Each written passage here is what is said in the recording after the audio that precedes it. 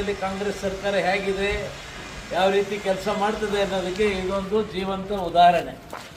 ಇವತ್ತು ರಟ್ಟಿಹಳ್ಳಿಯಲ್ಲಿ ನಾನು ಇಲ್ಲಿ CC ಪಾಟೀಲ್ ಕಡೆಯಿಂದ 5 ಕೋಟಿ ರೂಪಾಯಿ ರಟ್ಟಿಹಳ್ಳಿಗೆ 5 ಕೋಟಿ ರೂಪಾಯಿ ಹಿರೇಕೆರೆ ಹಾಕಿ IBಯನ್ನು ನಾವು ಮಂಜೂರು ಮಾಡಿಸಿದ್ವಿ. ನಮ್ಮ ಕಾಲದಲ್ಲಿ ಪ್ರಾರಂಭ ಆಯಿತು. ಆವಾಗ ಮುಕ್ತಾಯ ಆಗಬೇಕಾಗಿತ್ತು. ಅವತ್ತೇನಿದೆ ಕಟ್ಟಡ ಅಲ್ಲಿಂದ ಇಲ್ಲಿವರೆಗೂ ಆಗಿಲ್ಲ. ಇವತ್ತು ಇದಕ್ಕೆ ಸುಣ್ಣ ಬಣ್ಣ ಎಲ್ಲೋ ಬರೆಯೋಕ್ಕೆ ಸ್ಟಾರ್ಟ್ ಮಾಡ್ತಾ ಇದ್ದಾರೆ. ಇದಕ್ಕೂ ಒಂದು ಕಿಟಕಿ ಇಲ್ಲ, ಬಾಗಿಲಿಲ್ಲ, ಟೈಲ್ಸ್ ಹಾಕಿಲ್ಲ, ಫ್ಲೋರಿಂಗ್ ಇಲ್ಲ, ಪ್ಲಂಬಿಂಗ್ ಇಲ್ಲ, ಎಲೆಕ್ಟ್ರಿಕಲ್ ವರ್ಕ್ ಇಲ್ಲ.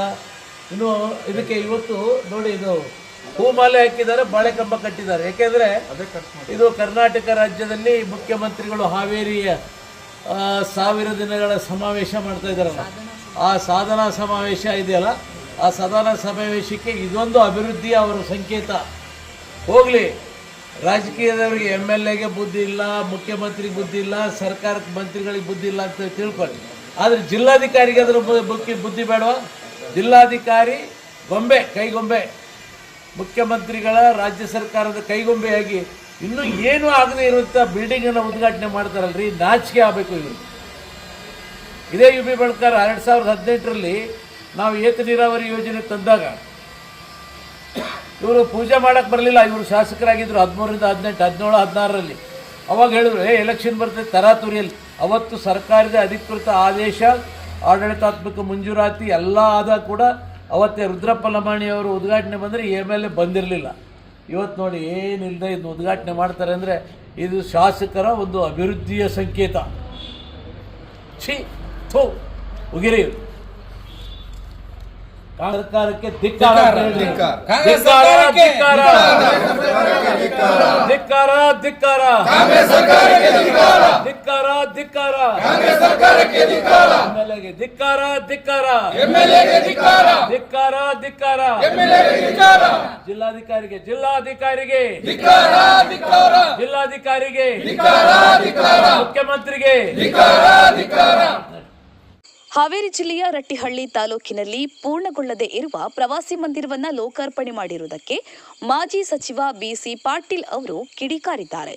ಪ್ರವಾಸಿ ಮಂದಿರವನ್ನು ಪರಿಶೀಲಿಸಿ ಬಳಿಕ ಮಾತನಾಡಿದ ಅವರು, ಪ್ರವಾಸಿ ಮಂದಿರದ ಎದುರುಗಡೆ ಬಣ್ಣ ಹಚ್ಚಿ, ಬಾಳೆಕಂಬ ಕಟ್ಟಿ, ವರ್ಚುವಲ್ ಮೂಲಕ ಪ್ರವಾಸಿ ಮಂದಿರವನ್ನು ಉದ್ಘಾಟನೆ ಮಾಡಿ ಸಾಧನೆ ಎಂಬಂತೆ ಬಿಂಬಿಸಲಾಗ್ತಾ ಇದೆ. ಬಿಜೆಪಿ ಸರ್ಕಾರದ ಅವಧಿಯಲ್ಲಿ ನಾವು ಸಚಿವರಾಗಿದ್ದಾಗ ನೂತನ ತಾಲೂಕು ಆದ ರಟ್ಟಿಹಳ್ಳಿಗೆ 5 ಕೋಟಿ ರೂಪಾಯಿಗಳನ್ನು ಪ್ರವಾಸಿ ಮಂದಿರದ ಕಾಮಗಾರಿಗೆ ಮಂಜೂರು ಮಾಡಲಾಗಿತ್ತು. ಆದರೆ ಕಟ್ಟಡ ಕಾಮಗಾರಿ ಪೂರ್ಣಗೊಳ್ಳದೆ ಇದನ್ನು ಲೋಕಾರ್ಪಣೆ ಮಾಡಲಾಗಿದೆ.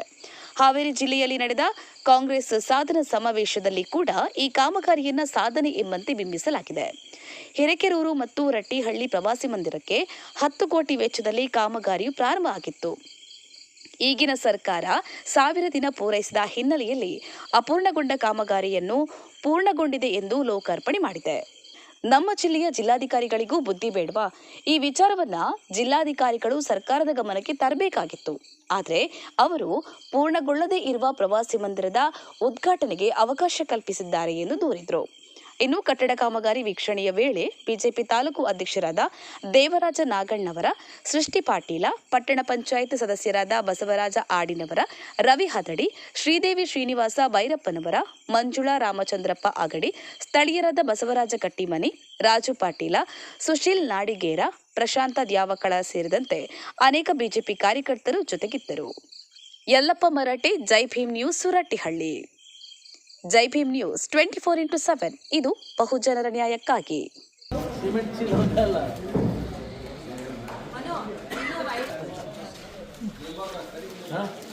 ಸಿದ್ದರಾಮಯ್ಯನವರಿಗೆ ಅಧಿಕಾರ ಕಳ್ಕೊಂಡ ಭಯನ? ಸಿದ್ದರಾಮಯ್ಯನವರು ಏನಾದ್ರು ಅಧಿಕಾರ ಹಸ್ತಾಂತರ ಮಾಡ್ತೀನಿ, ನಮ್ಮ ಕಲ್ಲಲ್ಲಿ ನಮ್ಮ ಹೆಸರು ಇರಲಿ ಅಂತ.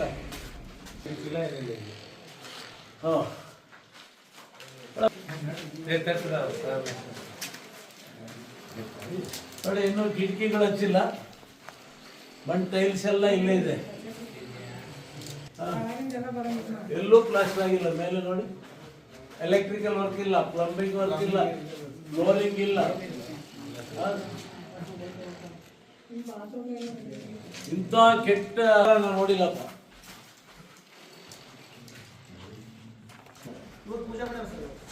ಪೂಜೆ ಮಾಡಿ